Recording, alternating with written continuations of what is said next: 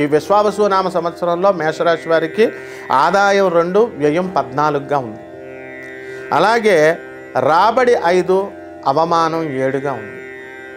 కాబట్టి మేషరాశి వారికి మార్చి 29, 2025 సంవత్సరం తర్వాత మనకి ఏలినాటి శని ప్రారంభం కాబోతోంది. కాబట్టి ఏలినాటి శని సమయం అనగానే అందరూ కూడా భయపడతారు.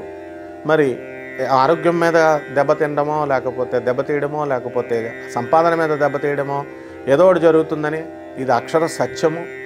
అన్నీ బాగున్నా కూడా మానసికంగా ఏదో ఒక విధమైనటువంటి నిరాశావాదం అనేటటువంటిది ఉంటుందన్నమాట. కాబట్టి వృత్తి, వ్యాపార, ఉద్యోగ విషయాలలో లాస్ట్ ఇయర్తో పోల్చుకుంటే ఇప్పుడు మేషరాశి వారికి కాస్త ఇబ్బంది కలిగించేటటువంటి పరిస్థితులు కనబడుతున్నాయి.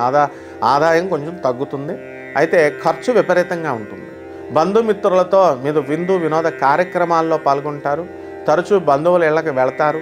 ఫ్రెండ్స్ అంటూ తిరుగుతారు.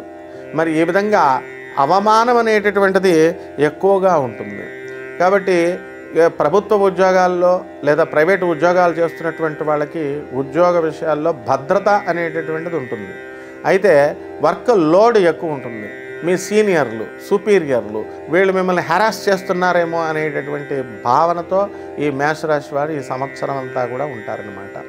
అయితే ఈ సంవత్సరంలో మనకి గురుడు వృషభ రాశి నుంచి మరి మే 30, 2025 సంవత్సరంలో మనకి ఏం జరుగుతుందంటే మిథున రాశి ప్రవేశం చేస్తున్నాడు. కాబట్టి ధన సంపాదన అనేటటువంటి దానిపైన ఎఫెక్ట్ ఉంటుంది. అలాగే విద్యార్థులు చదువు విషయంలో వీళ్ళు కొంచెం డల్ అవుతారు. కాబట్టి ఎక్కువ చదవాల్సినటువంటి అవసరం వీళ్ళకుంది. అదేవిధంగా ఈ యొక్క విద్యార్థులంతా కూడా విదేశాలు, ఇప్పుడు ట్రంప్ కాదు కదా, మరి వాళ్ళ తాత వచ్చినా సరే ఇండియన్ విద్యార్థులను ఎవరు కూడా ఆపలేరు. ఎందువల్లంటే ఇండియన్ స్టూడెంట్స్ అంతా కూడా వీళ్ళు మేషరాశి వాళ్ళు కష్టపడుతూనే ఉంటారు. అండ్ డెఫినెట్గా వీళ్ళు ట్రై చేస్తూనే ఉంటారు. అండ్ కొంతమందికి వీళ్ళకి వీసాలు మరి కోరుకున్నటువంటి కాలేజీల్లో కాకపోయినా, కోరుకున్న యూనివర్సిటీస్లో కాకపోయినా, కోరుకున్న దేశాల్లో కాకపోయినా వీరికి సీట్లు రావడం అనేటటువంటిది మాత్రం తథ్యం విదేశాల్లో. అలాగే సాఫ్ట్వేర్, ఇతర ప్రైవేట్ రంగాల్లో ఉన్నటువంటి వాళ్ళంతా కూడా మేము ఉద్యోగాలు ఫారెన్లో చేస్తామండి అని చెప్పి అనుకునేటటువంటి వాళ్ళ కోరికలు 50% తీరడానికి అవకాశాలు ఉంటాయి. అలాగే కుటుంబ విషయాలలోకి వచ్చేసరికి కాస్త అశాంతి అనేటటువంటిది పిల్లల రూపంలో ఉంటుంది. మీ పిల్లలే మీకు రాక్షసులై మీకు మనశ్శాంతి లేకుండా చేస్తారు. ఉదాహరణకి మీకు వాహన యోగం లేదని బాధపడతారు. వాహన యోగం 2025 సంవత్సరంలో వస్తుంది.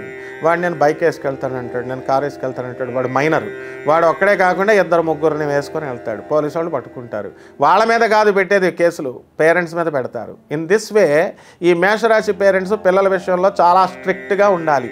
If you spare the student, if you spare the cane, you spoil the student అని చెప్తున్నాం. కాబట్టి మెత్తగా వైఖరి, మా అబ్బాయి చాలా గారం అండి, మా అబ్బాయి చాలా టాప్ అండి, మా కూతురు చాలా టాప్ అండి అని చెప్పి గారాలు చెప్పి ప్రగల్భాలు చెప్తే ఆ పిల్లల భవిష్యత్తు పాడైపోవడానికి అవకాశాలు ఉంటాయి. కాబట్టి సేఫ్ జోన్లో మీరు ఉండాలంటే you should be strict and stringent. ఈ విధంగా ఈ మేషరాశి వాళ్ళ రైతుల దగ్గరికి వచ్చేసరికి వీళ్ళ పరిస్థితి బ్రహ్మాండంగా ఉంటుంది. అప్పులన్నీ తీర్చిపడేస్తారు, పంటలు బ్రహ్మాండంగా పండిస్తారు. చదువుకున్నటువంటి అగ్రికల్చర్ ఆఫీసర్ వాళ్ళ యొక్క సలహాలు వింటూ అండ్ హైబ్రిడ్ ప్రొడక్ట్స్ని వేసుకుంటూ కమర్షియల్ క్రాప్స్ చేసుకుంటూ మోడర్న్ టెక్నిక్స్ని ఉపయోగించుకుంటూ ఈ యొక్క రైతులు ఈ సంవత్సరంలో చేయాల్సినటువంటి అవసరం ఉంది. అలాగే కాస్ట్లీ గ్యాడ్జెట్స్ రైతులు కొనడానికి అవకాశాలు ఉంటాయి.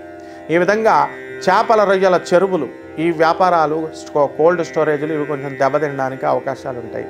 ఉప్పు చేపల వ్యాపారం దగ్గర నుంచి మరి ఎక్స్పోర్ట్స్ ఇంపోర్ట్స్ బిజినెస్ చేస్తున్నటువంటి వాళ్ళు ఈ సంవత్సరం అంతగా రాణించరు. ఈ విధంగా సినిమా హీరోలు, హీరోయిన్లు వీళ్ళందరూ కూడా బ్రహ్మాండంగా క్లిక్ అవ్వడానికి అవకాశాలు ఉన్నాయి.